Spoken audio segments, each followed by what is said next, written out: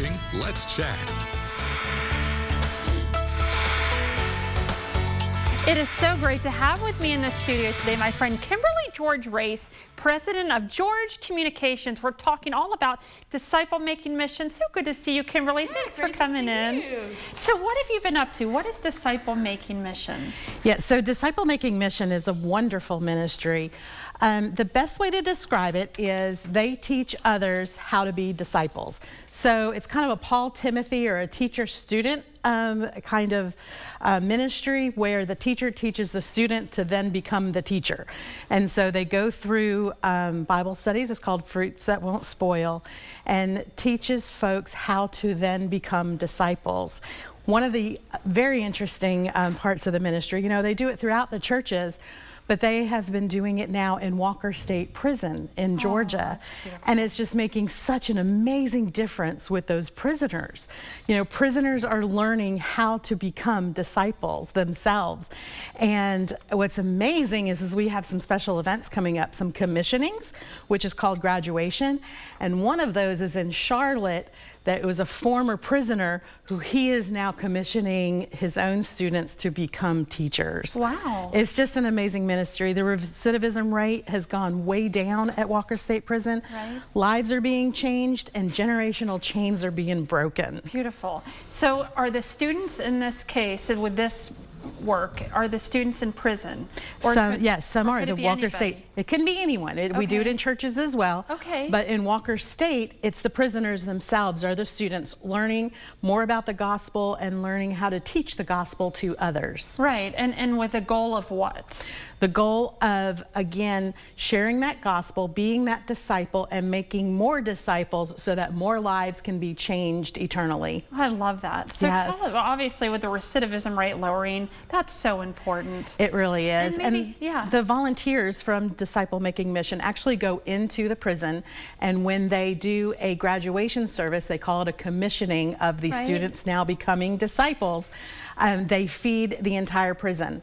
So it's about 400 to 500 folks that they feed that night. And of course, it takes a lot of resources to do that. Right, I want to hear about that, about the event. I know running nonprofits is not cheap. Right. Talk to me about what your need is with volunteers, with money, how we can help. Right, volunteers, money, resources, all of that. So in order to feed the entire prison, it's generally between $8,000 and $10,000 because they feed everyone and they feed them a very good meal. And then of course present the gospel and do that graduation. So if you would like to support one of those meals, that would be wonderful.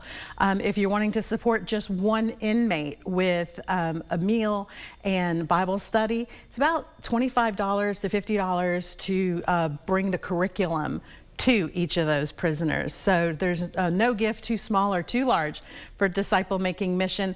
And you can be a part of the commissioning service on November 18th at Fort Oglethorpe First Baptist Church. Wonderful. And just call the church to RSVP for that breakfast. So the breakfast is November 18th at First Baptist on Old Lafayette Road. Yes, and that is a commissioning, a graduation of some of the students from the churches around us, as well as that Charlotte graduation will be zoomed in from that previous prisoner who is now in charge of that group in Charlotte, North Carolina. This is wonderful. Is there a story behind the founding of this organization? Yeah, it's just, I mean, the dream was just to, again, make more and more and more disciples. I love and that. Yeah, and that's the way to do it, is just to walk alongside of these men and share life.